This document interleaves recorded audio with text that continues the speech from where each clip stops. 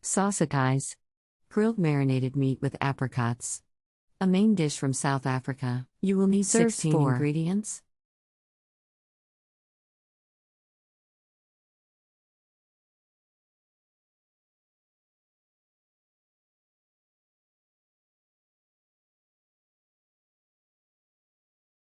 Step 1.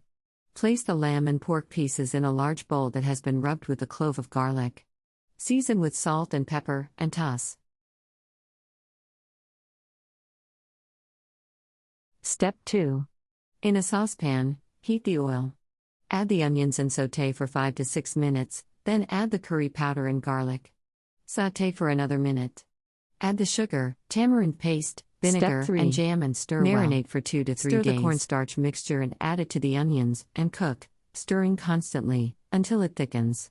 This should take about 3 minutes. Cool, then add to the meat and toss well. Step 4.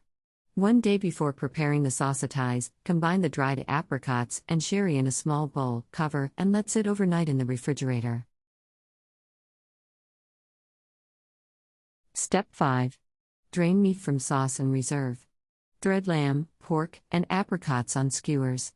Grill over charcoal until browned on all sides.